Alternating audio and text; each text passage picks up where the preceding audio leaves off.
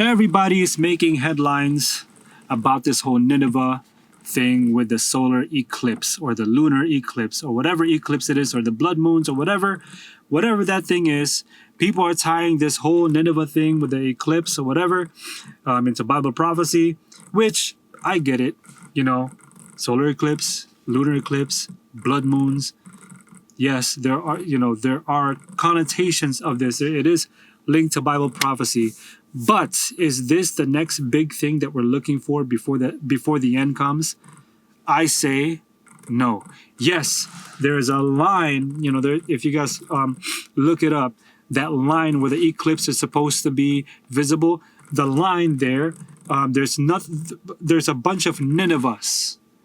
There's a bunch of Ninevehs, cities called Nineveh. When you go through that line, and I'll show you guys a picture in here, this screen. On the screen, you will see a picture of what I mean, that there's going to be a line where the eclipse is supposed to hit, and there's a bunch of cities called Nineveh throughout that line. What does this mean prophetically? Is this prophetic? Is this prophecy? Does this mean anything? Well, we know in Matthew 24, and I'm going to pull out the Bible. In Matthew 24, here is my pocket Bible. So convenient. Links for these are in the description box. This is King James Pocket Bible. So let's go to Matthew 24 real quick. And let's see what everybody is talking about when it comes to this whole Nineveh thing. Okay? People are tying this whole thing. They said there's a lot of people saying that, Jesus Christ said that the only sign he's going to show us is the sign of the sign of Jonah. And by the way, for those of you guys who don't know, when he talked about the sign of Jonah, he's not talking about a solar eclipse or anything like that is going to be visible throughout the whole city of the United States, throughout a line through United States where multiple cities throughout the United States named Nineveh are, they're going to be the ones that will see this solar eclipse thing. Then what? Then what happens then? You see what I mean? It's just all speculation.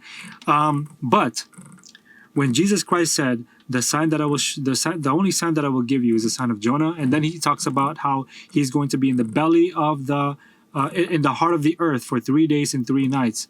It's not talking about an eclipse. He's talking about from when he is in the heart of the earth, which is from Gethsemane all the way to when he resurrects.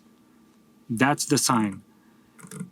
Remember when Jonah was in the belly of the fish? He was 3 days and 3 nights in the belly of the fish, and he even says in Jonah 2, I think it's Jonah 2 and verse 6, that he was in the bars of hell forever. But then after that, after the 3 days, he came out of the belly of the fish, and he quote quote resurrected from quote quote hell, right?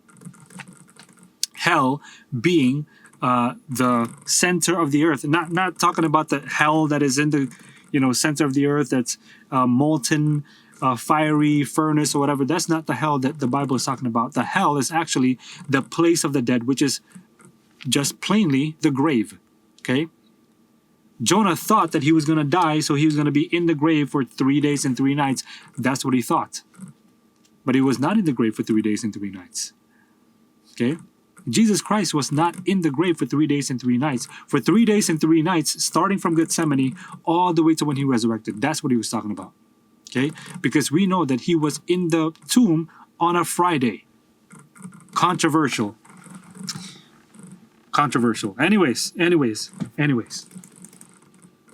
Matthew 24. Look what it says.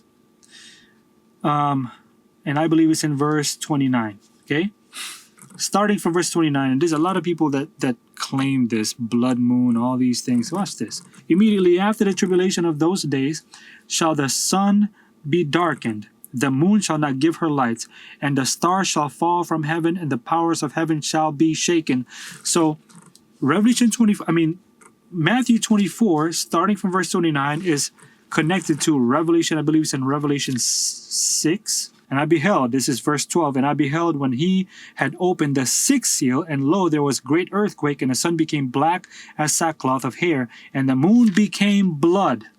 And the heaven departed as a scroll when it is rolled together, and every mountain and island were moved out of their place, and the kings of the earth, and the great men, and the rich men, and the chief captains, and the mighty men, and every bondman and free man, hid themselves in the dens and in the rocks of the mountains, and said to the mountains and the rocks, Fall on us, and hide us from the face of him that sitteth on the throne, and from the wrath of the Lamb, for the great day of his wrath is come, and who shall be able to stand? So this is talking. The sixth seal is talking about when Jesus Christ comes back. Okay, that's talking about this. Jesus Christ comes back, and look at the language here.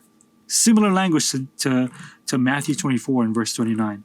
And here in Revelation 6 and verse 12, it says, And I beheld when he had opened the sixth seal, and lo, there was a great earthquake, and the sun became black as sackcloth, and the moon became blood. Okay? In verse 29 of Matthew 24, look what it says. Immediately after the tribulation of those days, the sun shall be darkened. The stars of heaven shall fall. The stars shall fall. It says, the moon shall not give her light. It's the same thing. And this is right before Jesus Christ comes back, because it says in verse 30, and then shall appear the sign of the Son of Man in heaven. This is almost immediately. And this is after the tribulation. Tribulation is not yet. We haven't had the tribulation yet. So this whole Nineveh thing with the solar eclipse or the lunar eclipse or the blood moons or whatever they're calling it nowadays, it's not talking about, it's not a fulfillment of Matthew 24 and verse 29, nor is it a fulfillment of Revelation 6 and verse 12. Because we need, there needs to be tribulation first. There needs to be a tribulation first. The tribulation comes first, and then all these things happen where the sun is darkened, the moon will not give her light, it's going to be a blood moon, the heaven will be shaken, the stars will fall, and then Jesus Christ comes back. And then we will see the sign of the Son of Man coming from heaven. And then 2 Thessalonians verse 16 and 17 says, For the Lord himself shall descend from heaven with a shout, with the voice of the archangel, and with the trump of God, and the dead in Christ shall rise first. Then we which are alive and remain shall be caught up together with them in the clouds to meet the Lord in the air, and so shall we ever be with the Lord. Wherefore, comfort one another with these words. So, again, this whole thing with the Nineveh, the cities of Nineveh, with the eclipse, whether it's the solar eclipse or the lunar eclipse or blood moon or whatever, it's not a fulfillment of Matthew 24 and verse 29, nor is it a fulfillment of Revelation 6 and verse 12.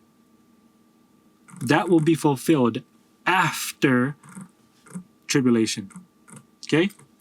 If you guys were blessed by this video, by this quick little mini Bible study, please like and share. If you guys want to support, please support by praying for this ministry and also donating at schoolforprophets.tv. This is what I do in order to support my family and this ministry as well. So if you guys want to support that way, please do so that we can keep the videos coming. If you guys want one of these pocket Bibles, it's a very convenient pocket Bible for those of you guys who are men. I know men don't like to carry around things. Women, they have purses and things like that, but men, we just like to be hands-free. If you guys want one of these pocket Bibles, it's so convenient. I'm telling you guys can just put it in your pocket and it's there. If you need it, you can pull it out. You don't have to carry anything. I know us men, we are lazy. Okay? So if you guys want a convenient pocket Bible, links for these are in the description box below. Okay. All right. Peace. Avocado grease. I'm out of here.